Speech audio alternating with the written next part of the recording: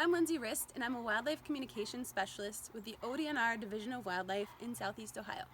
I'm here in my backyard today getting ready to set up a project, and I want to share it with you all because this is something that you can replicate at your own house. You can see things are just now starting to green up, and so I'm going to take a picture from the same location every day to document the arrival of spring. When we look at these pictures then, all together we can document those changes over time and how that's affecting the wildlife that we see in these spaces. All you need is a camera. I'm going to use my phone, and then you might want a way to document where you're taking or mark where you're taking those pictures from each day so that you make sure you get the same photo. I'm planning to do this in two places at my house, this hill here behind me, and then we also have a pollinator plot out in the front yard. And I'm interested to see whether these spaces are going to green up at the same time or if we're going to have some changes between the two. I have a big backyard here, as you can see, but this can really be done on any scale, so don't let that deter you. You can pick a location in your yard to take a picture of, or you could pick out a specific plant or tree.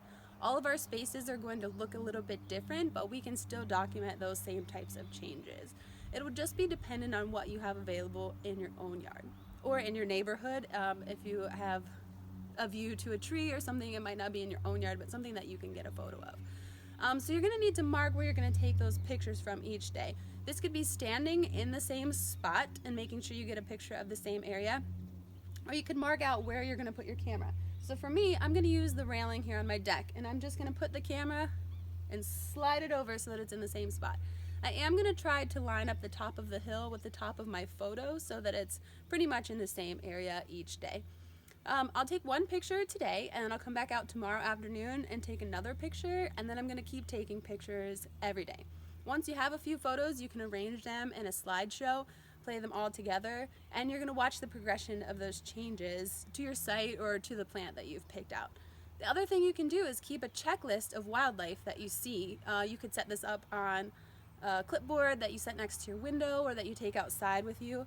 And I would just write down the species that you see, maybe how many of them, if there's several birds there, and write the date that you see it, because we can go back and compare those to our photos at a later date and look for those changes and maybe how that's influencing what's in your yard.